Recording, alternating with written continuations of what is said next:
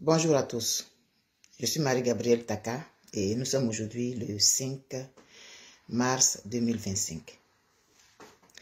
Hier, j'ai fait une vidéo de recadrage et suite à cette vidéo, j'ai eu beaucoup d'échanges.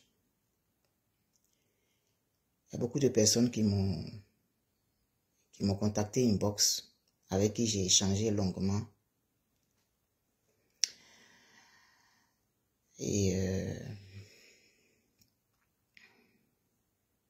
j'ai décidé de vous faire un compte aujourd'hui. Vous allez comprendre. Lorsque des gens d'un certain âge t'approchent et te parlent,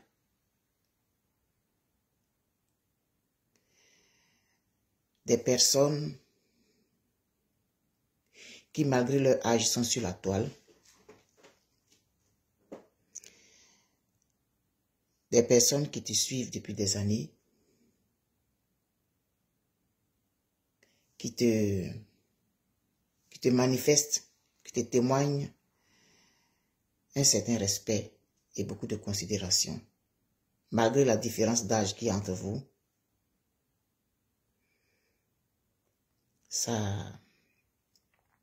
Ça vient te chercher quelque part.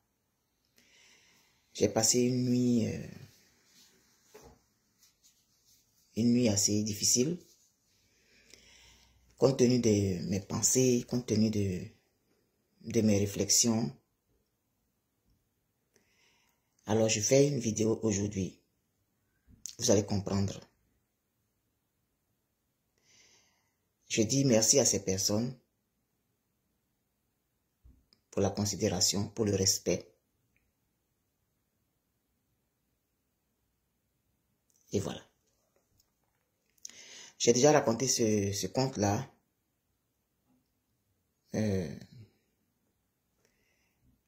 C'est l'histoire d'un monsieur, un chasseur, qui était allé à la chasse, bien sûr. Il était allé très loin de sa zone habituelle parce que de plus en plus, le gibier se faisait rare. Et il est arrivé dans un village, quelque part loin, très loin, et les gens se préparaient à accueillir un taureau destructeur. Et les gens avaient dit que ce taureau-là, il avait une trajectoire. Et selon la trajectoire qu'ils ont matérialisée, son village allait être sur le chemin de ce taureau-là. Un taureau puissant que les gens n'ont jamais réussi à vaincre. Les plus grands archers et tout, ils n'ont jamais réussi à vaincre ce taureau. Donc, qu'est-ce qu'il a fait? Il a fait demi-tour. Il a laissé tomber la chasse et il s'est dépêché pour aller dans son village informer la chefferie. Le jour de la rencontre, il a exposé les faits. Il a dit, ah, voilà de tel endroit je viens, et on voyait que c'était vraiment loin. Voilà ce que j'ai entendu là-bas. Voilà ce que j'ai vu de mes propres yeux. La désolation a été semée sur le passage de ce taureau-là. Il est monstrueux. Mais je ne l'ai pas vu. Mais j'ai vu les dégâts qu'il a eu à causer dans ces villages. Donc, je suis venu vous en parler, chef, avec tous les notables. Comment est-ce qu'on fait pour se préparer? Parce que notre village est dans sa trajectoire. On ne peut pas échapper.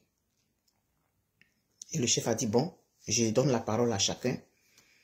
Que celui qui a une idée vienne, se lève et qu'il parle. Il y a un qui se lève, qui dit, ah, et si on faisait une clôture autour du village, une clôture, peut-être on va à 2 ou 3 kilomètres du village, on fait une grosse clôture et puis on va être protégé. Il y a un qui se lève qui dit, quelle clôture? On dit que c'est un taureau puissant. Ta clôture là va faire quoi? On est en train de parler des choses sérieuses, là va venir plaisanter à faire des clôtures. Clôture, ça peut faire quoi? Et quelques-uns ont ri. L'autre a été frustré. Il dit, mais est-ce que j'ai fini d'expliquer? Mais ce que tu es en train de dire même déjà là même, là, on peut pas aller quelque part à ça. Il faut arrêter là. C'est dans un débat sérieux ici là. Il y a un autre qui se lève. Maintenant, celui qui a dit que il faut proposer quelque chose de bien là, de mieux ou bien quoi là, lui n'a rien proposé. Il s'est assis. L'autre, il s'est assis, il s'est tué, il était frustré, il n'a plus parlé. Surtout que d'autres ont ri.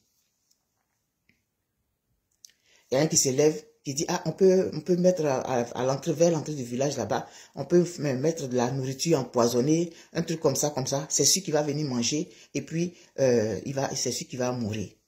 Il y a un autre qui se lève, qui dit, regardez-moi des choses comme ça. Donc vous voyez un peu, l'Assemblée, au lieu d'écouter les propositions que faisaient les uns et les autres, de voir comment est-ce qu'on peut améliorer en creusant, il s'attaquait maintenant.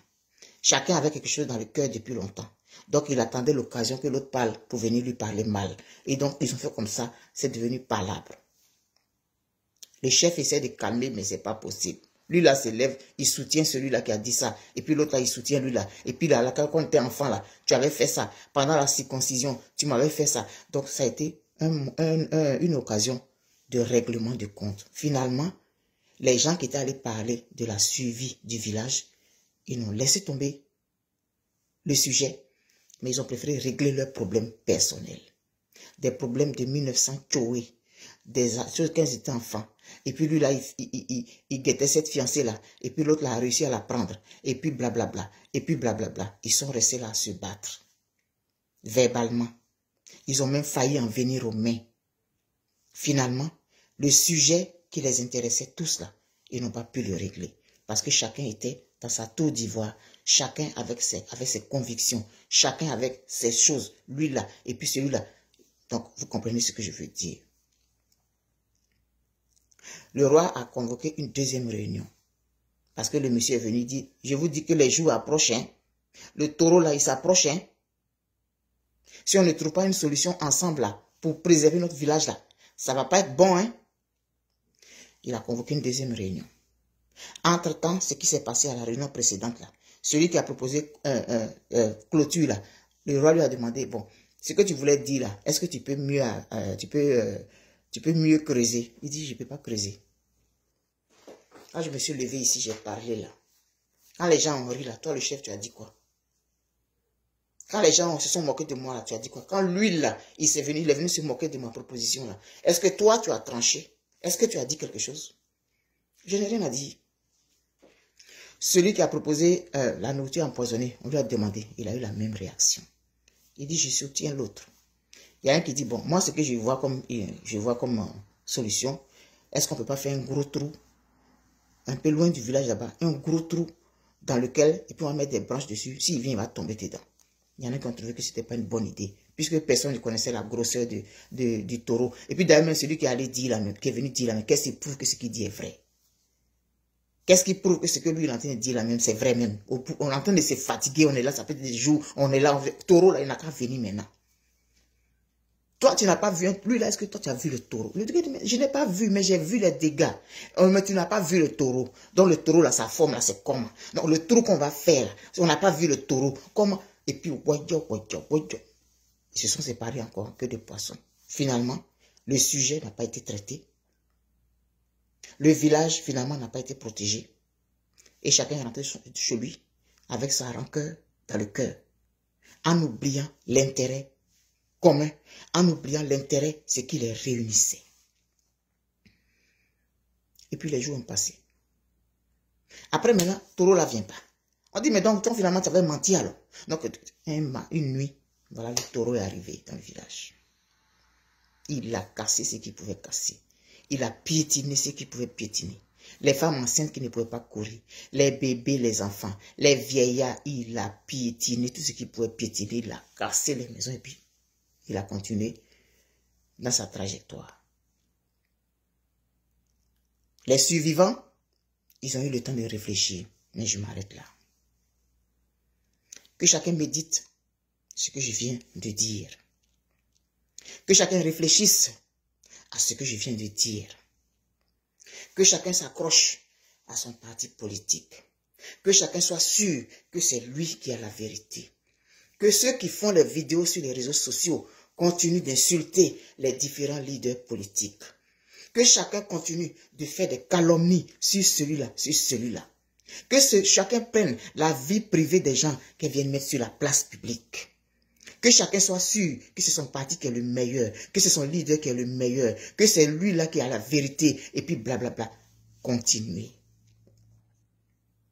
Pendant que vous vous battez, pendant que vous êtes accrochés à vos partis politiques, pendant que vos militants sur la toile, au lieu de chercher à faire la cohésion, c'est la division tout le temps, tout le temps, tout le temps, tout le temps. C'est les clashs, c'est les vidéos d'injures, c'est les palabres en groupe. Pendant ce temps, la Côte d'Ivoire est dans la main de qui? Qu'advient-il de la Côte d'Ivoire?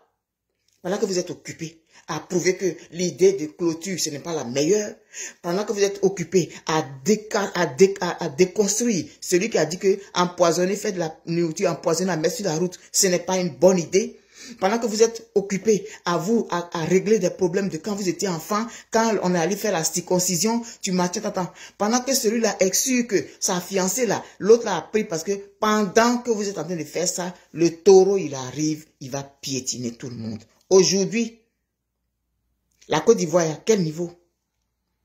Continuez de vous battre pour vos partis politiques. Continuez de vous battre pour vos leaders politiques. Continuez à prôner la division. Continuez à montrer que c'est celui-là qui est le traître, c'est celui-là qui est mauvais, sans chercher à approcher tout le monde, sans chercher à envoyer la cohésion, tout le monde autour de la Côte d'Ivoire. Continuez avec vos partis politiques. Vos leaders sont les plus intelligents, vos leaders sont les meilleurs, vos partis politiques sont descendus de Dieu, vos leaders sont nés de la cuisse de Jupiter. Continuez. La Côte d'Ivoire, elle est livrée à elle-même. Le taureau est venu, il a cassé tout. Les miettes là, nous tous on va prendre. Bonne journée. Je n'en dis pas plus. Merci.